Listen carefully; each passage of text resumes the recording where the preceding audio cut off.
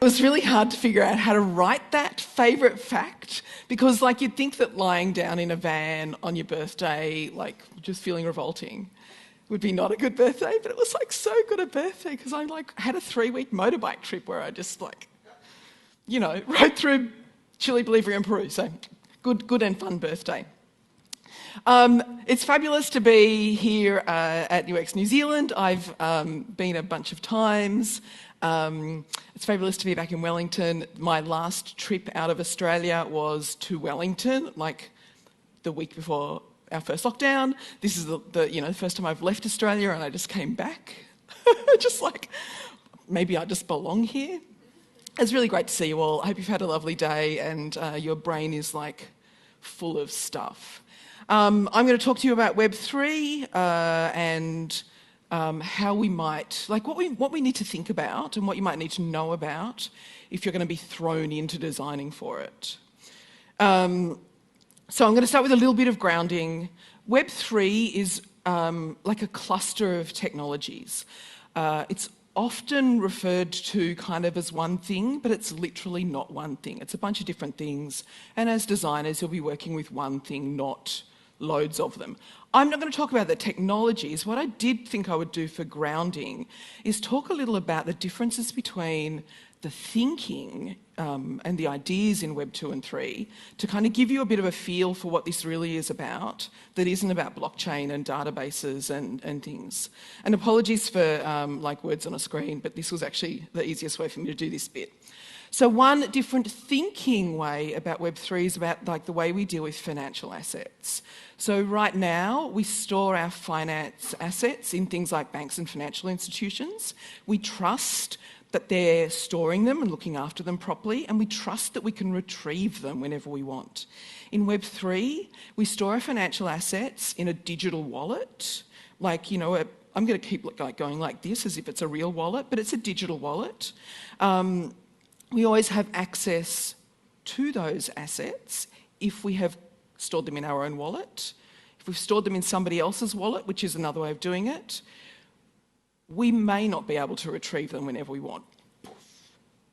When we transfer money, we do it usually via some kind of intermediary, like a bank. When we transfer digital money, that is, like I could still pay you with cash and it would be me to you, but when we transfer digital money, a bank does it for us in Web 2.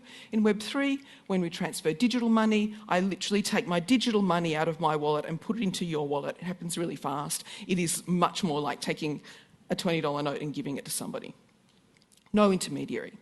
If something goes wrong with the transaction in Web 2, there are layers of protection. You can talk to your bank, you can talk to your credit card company, you can talk to like the service that you did things through.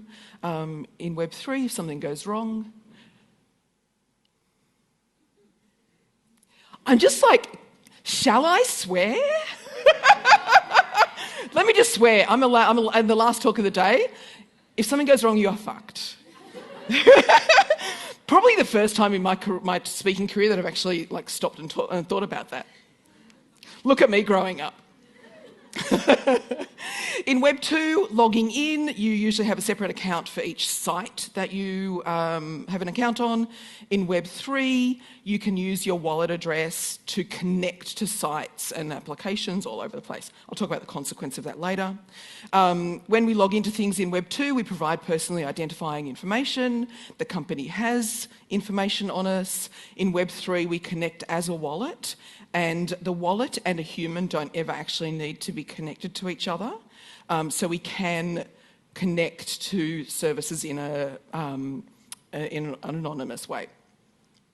You can see these things are really different in thinking, can't you?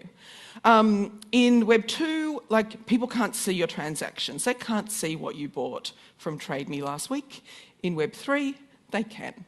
Again, with anonymity, if you haven't connected yourself to your wallet, they can't know that it's you, but like I can literally see any transaction from any wallet because that's what the blockchain does.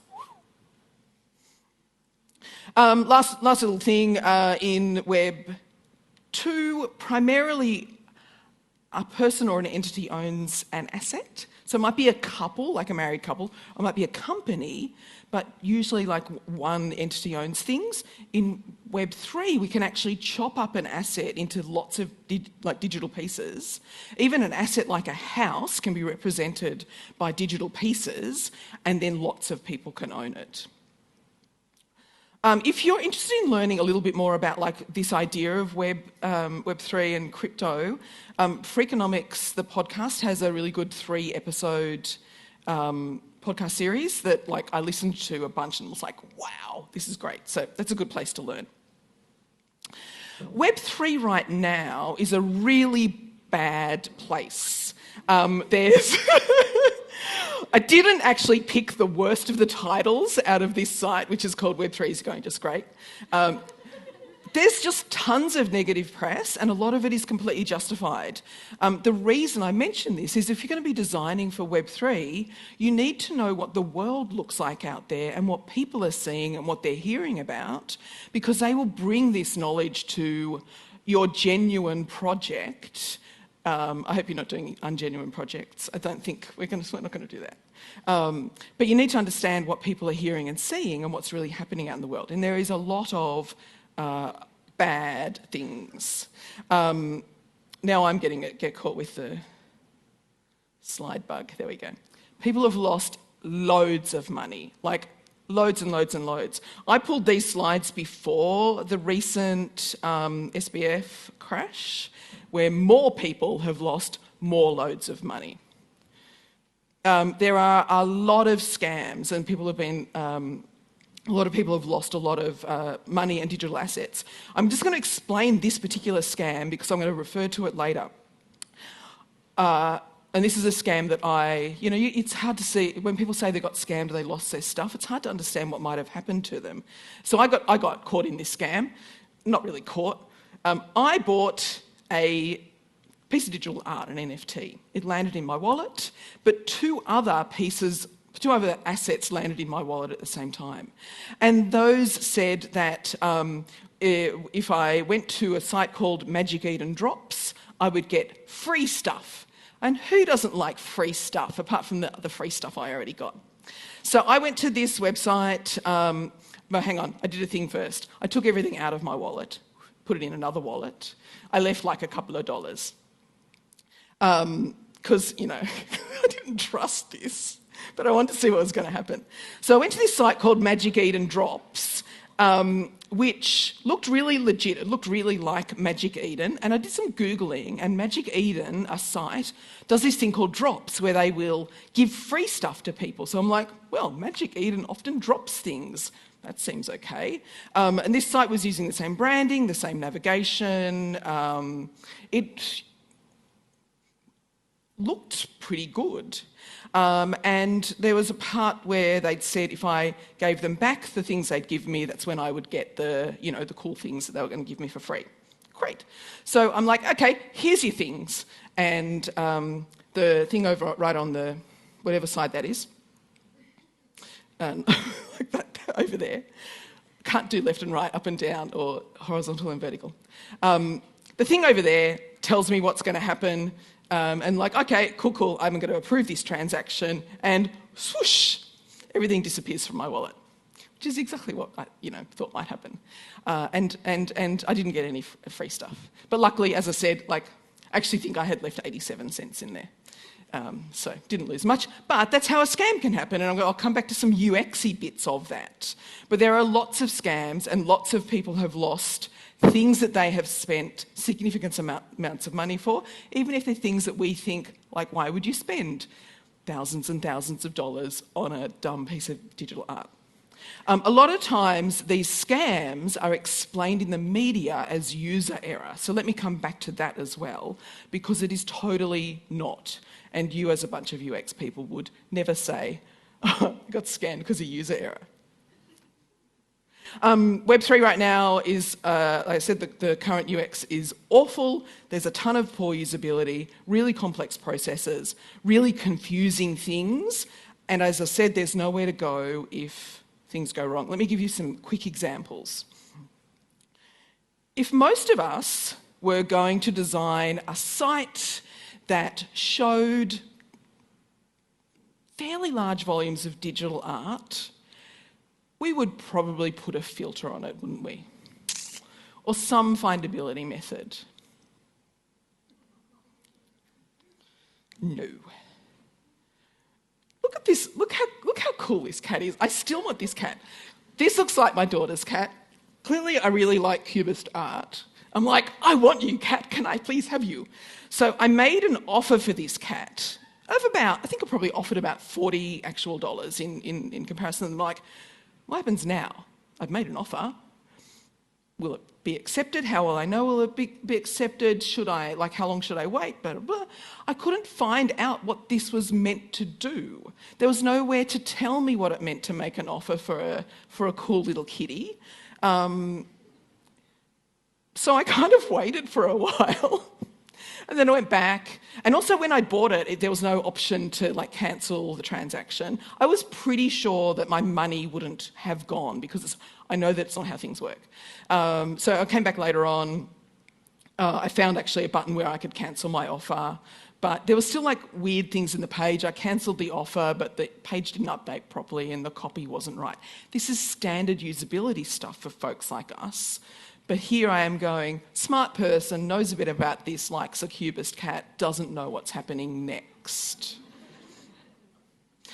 I still really like, I should chase this up because that cat is just cool. I mean, I could just actually get the JPEG and print it out and stick it on my wall. But it's not the same. This is screenshots of my 28 steps that it took me to get an account and buy crypto. Now, some of this I am okay with because it's KYC, anti-money laundering, counter-terrorism, financing, regulation stuff. So there's some stuff in there that is there, because this is an Australian site, there is stuff in there to protect me, but it is still 28 steps to do that. Then it took me 5 steps to set up a wallet, 8 steps to add the wallet to the browser so that I could transact in browser. Another 10 steps to move coin to my wallet. And then if you have been involved in Web3 at all, you will maybe have heard about like the kind of most ironic Web3 usability issue in that because you have to look after your own stuff, you have to look after your own stuff. Like, you know, you can't just put an insecure password that anybody could guess on your stuff because that's not very secure. So what most of the wallets do is when you set up one, you have this thing that is a 12 or 25 word recovery phrase, depending on the blockchain. And like, if you lose this, you really are fucked. You will never get your stuff back. There is nobody to ask for it. So you have to write down, like on a bit of paper and stick it in a safe or something like that, your potentially 25 word recovery phrase, because it's the only way you're going to protect your wallet. And I understand that this is like a super strong way for people to manage their own stuff, but there's a lot of friction there, and there's a lot of friction in understanding the importance of it and and how to look after wallets. Checking out and paying for things is really obscure. This one is actually pretty good. You can see right over on that side, I know it's red and green and we would also never do that, but I'm sending some amount of money and I am receiving Sakura flowers number 30. So in this transaction, I can look at it and get and understand at least basically what is going to happen. I can go, cool, I know what's going to happen here, I think. This one, a different blockchain. I know that I'm about to pay 29.29 Matic. I understand a whole lot about gas fees. I do not understand what I'm getting. The transaction is obscure. I don't know what I'm receiving. This chain is even worse because I work with this one and I actually understand it, but there's some complexity in like the process that means you get like easily 3 screens and none of them tell you what you're doing. They're good at actually telling you how much you're going to pay. Like there's usually, let me see, I can't see this one very well from here. There'd be an amount here somewhere to tell me what I'm paying, but it's not clear what I'm, oh yeah, 15 algos. It's not clear what I'm getting. So you can see why Somebody sees that like Magic Eden scam and they're like, yeah, something's going to happen. I don't know. How am I meant to interpret this?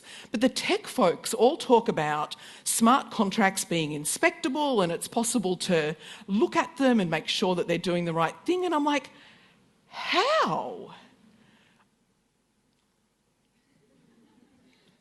I'm smart. So, and as I said, when something goes wrong, you can't get help. The transactions are final, they're done. There is no central authority to say, please, I made a mistake, can I have my stuff back? So how might we design for some of this? So the first thing I want to talk about was like the idea of mental models. And like, you know, this is something that most of you will have come across. It's a UX-y thing we think about, but I thought, again, I'll just like ground us so we make sure that we're on the same place. A mental model is like an internal representation of how things work. So we build a mental model in our heads about how things work because we often can't see exactly how things work, not only technologies, but processes and systems in the world. So we all walk around with models of how stuff works based on our previous experiences.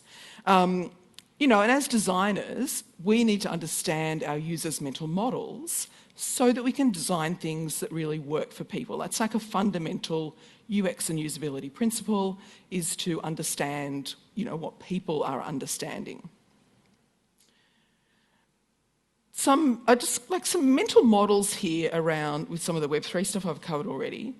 I mentioned before about like giving somebody money.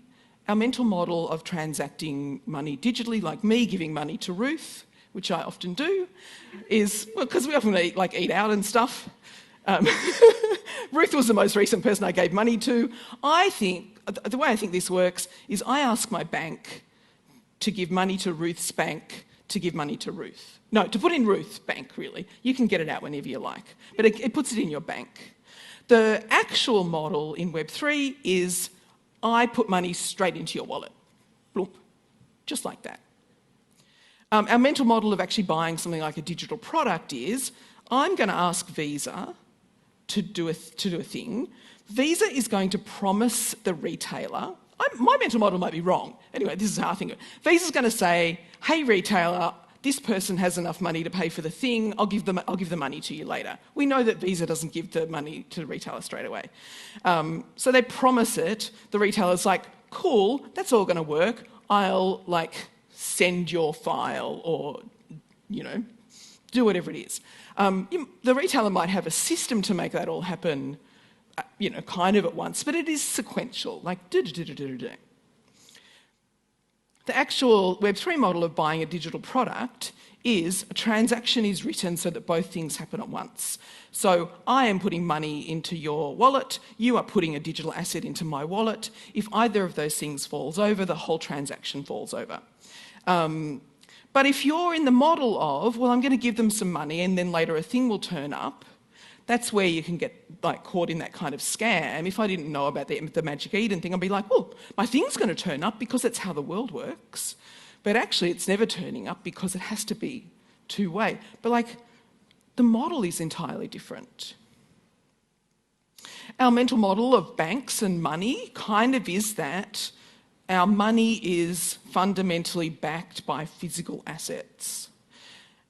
The actual model of crypto is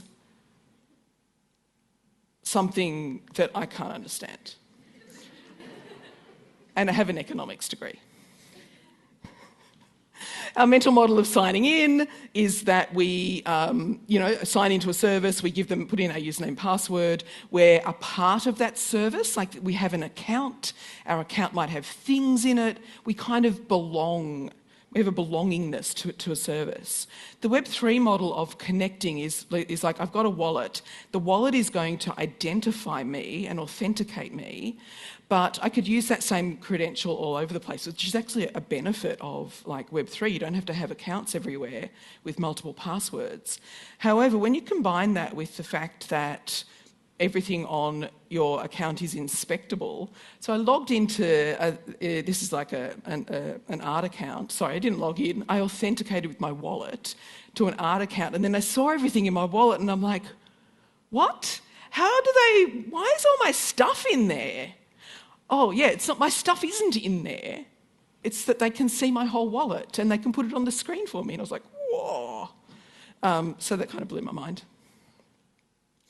So our trick with mental models will be, do we match the system model, the Web3 working model, or do we match the user's mental model, or do we do something in between? So like a UX kind of principle is that you work with the user's mental model. But if we do that, the big risk, so I mean, I just showed you that 25-word recovery phrase. If we used a user's mental model of being able to get a password recovery, sorry, lost my password, give me it. If we're going to use that model, people won't write down their phrase because they always know they can get their password back. And they won't be able to because it doesn't actually fit the system model. So if we follow the user's mental model, we will really risk people making, I'm going to say bad decisions, but it's not that they make bad decisions, but they make decisions that have high consequences because they haven't understood what's really going on. So I think in a lot of cases, we're going to have to bridge that model and figure out for our exact use case, like where do we fall? Do we educate people around how things actually work? Or do we like cover it up and follow their model and also try to keep them safe and help them to make good decisions? One of the examples around this is Reddit have recently released collectible avatars. So these are non-fungible tokens, they're stored on a blockchain. When you get one, you actually have to set up a wallet. But mostly they don't say NFT at all. They just call them collectible avatars. They're a piece of digital art that you can use as an avatar. So they cover up a lot of the tech model. And they got really fast adoption without anybody having to worry about this weird Web3 thing that they were going to get scammed by. But it still leaks out when you see their support materials and they're like, you need to remember your vault password because we cannot reset it. So they've done a really good thing of making a service that is genuine, useful, good use case, but they still have to kind of underpin it with this education. And I bet that loads of people have lost their avatars because they haven't thought about it when they set it up, or they've skimmed across it. I don't know that for sure, but I reckon it would happen. Another important thing is to understand your users' appetite for risk and where are they on the adoption curve. If they're way down on the innovator end, where they're comfortable learning about new technology, they like learning about jargon, they like understanding how things work, they like being in a little exclusive club of new people, if they're genuinely there, and genuinely that's where a lot of Web3 folks are right now, you can get away with knowing that they're going to learn things, that they're going to enjoy like feeling like part of that club, that they're going to understand, the things you need them to understand. If they're genuinely there, and I'm about to do a project where like our audience is genuinely existing Web3 folks who have high knowledge, I'm not going to have to worry a lot about what I need to do for the UX. It'll just be a bunch of stuff that will be fine. But now somebody talked about, oh man, I'm sorry, I forgot who did it today. Somebody talked about Lulu, moving people from that early adopter and investors to kind of later adoption and how much they had to change. So as you move to later adopters, there's going to be a ton of rework and redesign to help those folks understand what they need to understand. You'll have learned a bunch from your early adopters though. But there will also then be pain because those people early on the innovation curve will be like, you're dumbing it down. We liked being part of an exclusive group. So there's going to be some change management on all sides. So you need to genuinely understand where people are and what their tolerance for risk is, and then, really think about how that affects what you design for them. we're going to need to do a lot of helping people learn. So it's good to understand like how people learn and what you can do with that to do these things like bridging gaps. So helping people learn, you can do things like you need to understand where people are and what they know right now. And that's where kind of the mental model stuff falls as well. Understand where they need to get to, like what's the outcomes they're needing to achieve, and making possibly like steps that are really small. So I reckon some of that 28-step process that I showed of like setting up accounts and stuff, some of that were actually screens that were telling me small things that I needed to know, and really supportive and actually genuinely good UX. When I put it on the screen, I'm like, there's 28 things, you're like, ah. But really a lot of it was supporting me learning and pretty decent. Helping them understand the similarities and differences so they can build up this learning model. And you might expose more under the covers and hide less than you would in a mature system. Again, like hand-holding and instructional and educational content, so that they can gradually develop the mental models that they need to. And we'll also need to provide a lot more feedback and support to people because they're dealing with new stuff in their heads. Some of the wallets actually do pretty good jobs around this with like lots of like good videos around recovery phrases and like, as I said, lots of small screens, but it's still pretty obscure. We're going to need to design as much onboarding as potentially the product itself. And then, as I said, as people move, or as your product moves around that adoption curve, designing more onboarding at each time. So onboarding will be a really big part of your design. And I think that it's something that product teams don't really know about. They think you design the core features and don't realise how much. And I don't mean like logging in onboarding, I mean like getting people from start to success, that kind of onboarding where, how do I make them really successful? That'll be a big part of your design work. The last piece is also understanding how you can have them trust you. So I showed lots of scams, lots of money lost. So you're going to need to know, what are people worried about right now? What makes you and your project credible? Like, why should they believe you when there's everybody else out there ripping off their money? You'll need to be really careful about explaining how to keep their data safe, how you're managing their data and assets. And, again, how are you similar? How are you not a scammer? I thought I'd just cover a couple of things that I think about kind of core design skills. Dan and Stefan mentioned patterns before.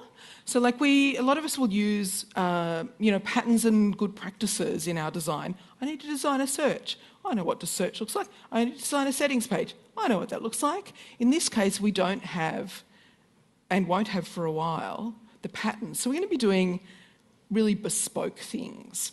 Once we've done a bunch of bespoke work and, designed new things from scratch, then we can start to develop patterns, and then we can eventually start to develop good practices that are then kind of, mainstream. So the trick for this is actually being able to design from first principles and from fundamental and foundational knowledge.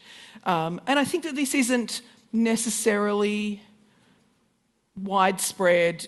This is going to sound awful. I don't think it's really widespread in the UX community. I don't think a lot of our education is around kind of fundamental principles. A lot of it is around kind of good practices and patterns. So if you're hiring for Web3, you're going to want to look at people who can solve problems from scratch and who don't rely on existing patterns. And if you're going to be working in Web3, you might have to go, wow, I always do these things. Why do I do these things? What is underneath it? Like, what are the core? And even going back to some like older kind of design principle materials to learn, foundations, which we can get away with a lot of time not knowing them. It sounded a bit condescending, but I just don't think we've all kind of got that all the time. I've certainly worked with lots of people who don't. And the last is we're going to need to understand the technology well enough to work with it, and well enough to have good conversations with the developers we're working with, to ask the right questions and to figure out what our options are. I love this cartoon. Because we don't know what's easy and hard and what's possible when we're working with new tech. I'm not going to read it, 'cause, it destroys the joke. But yeah, and I've been learning about the technology by reading a fair bit, but also just by asking the developers. And they're learning as we go as well, asking my developers, like, how does that work? What's all that about? Explain it to me. Let me try it. That's why I have so many, silly pieces of digital art, because I set up a bunch of wallets. I bought a bunch of garbage for a couple of dollars. I threw away a bit of money. I didn't get a cat. Very sad about that cat. So a quick summary. Web3 isn't one thing. You'll be designing for small parts of it, not the whole blast at the same time. We don't yet have good patterns for good practice, so you'll be designing a lot of bespoke stuff. The current user experience is terrible, so you'll only be able to do better, but it means that people are having a bad experience across the board. You're going to need to understand your users' mental models and design so that you can connect that mental model and the system model up. You're going to need to do a lot of designing for both learning and onboarding, and you're going to really need to kind of skill up in the fundamentals. But there are starting to be emerging decent use cases for Web3, so I reckon over the next couple of years, a lot of us will end up doing things in various kind of projects. I think we're just past the wave of new technology. What can we do with it? Nothing. Doesn't make any sense, into finding genuine use cases. I've got 3 or 4 projects coming up later this year that are real. That's where you can find me. Thank you for being here. I hope you've had a lovely day. I hope I didn't break your brains at the last talk. Go have some lovely dinner. Go outside. It's still nice out there. Look, no rain. Dry. Thanks, everyone.